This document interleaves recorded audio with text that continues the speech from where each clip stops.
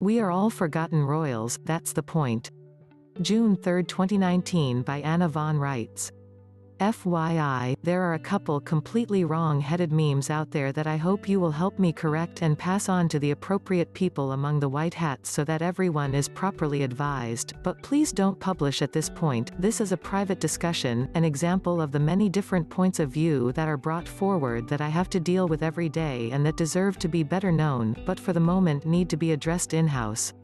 One is the idea that FDR made a fair offer and created a valid public trust applying to all Americans with his 1933 Inaugural Address, thereby allowing the occupation of our country without firing a shot and also allowing the office of the Custodian of Alien Property to seize upon our property assets by consent. Take a look at FDR's first inaugural address and you will see what this is about, and below, see my response. A. He was consistently speaking of a nation and this nation throughout, but each state as a nation, and at that time, only the territorial government had states of states, so the only entity operating that could speak of itself as a nation was the Vatican's municipal government, right? His nation, not our nations. B. He makes reference to pledging, which is a feudal act, again, totally foreign to us or anything to do with us. C. He refers to trust reposed, but by who? Let's step back a moment and look at what he was doing in the inaugural address. He was accepting the office of President of the United States, so it only makes logical sense that he was talking to the citizens of the United States, and I don't see how anyone at that time would have thought otherwise. Do you? D. We could not possibly be part of FDR's consecrated nation and enemy aliens at the same time. E. We, Americans, our states of the Union, were provably, demonstrably, definitely, not operating in commerce at that time. Our commercial vessels were all mothballed and had been mothballed since 1868.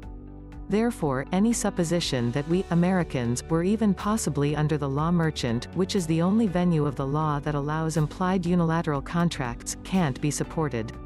All these things indicate that what FDR was consecrating was the municipal United States government and the citizens of the United States, and he was doing it as the President of the United States. That's the only way it makes sense, and that is the only way that it is consistent with the Treaty of Paris and the constitutions. It all hangs together and is perfectly legal, but if and only if he is talking to his people about their property assets and acting in his capacity as their president.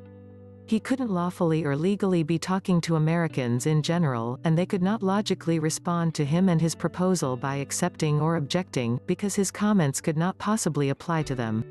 So the idea that we are somehow responsible for not rejecting his offer is absurd, is it not?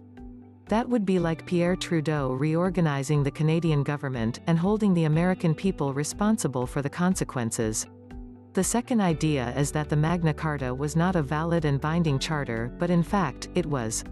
The Crown calls it void because it does not apply to the jurisdiction in which the Crown operates. However, what the Crown won't admit, unless you hold their little webbed feet to the flames, is that their jurisdiction depends on our jurisdiction, and they work for us, not the other way around.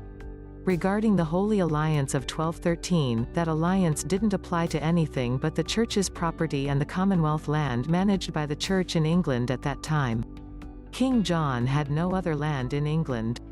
He was nicknamed John Lackland for that reason. So the whole idea that he gave the Pope his kingdom may be perfectly true, but his kingdom consisted of waste land managed by the Church as a resource to support itself and the paupers in the Church's care, the Commonwealth. Any idea that the breadth of England was surrendered to papal administration by any act of John's is mistaken.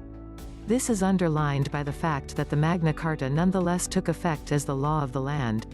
If John had actually been King of England in the sense people think of it, he would have had the lawful and legal ability to dismiss the demands of the Norman barons, but as they exercised sovereignty in their own right, as a result of William's settlement of the Norman conquest, nothing John did with the Church's property or the Commonwealth property made any difference.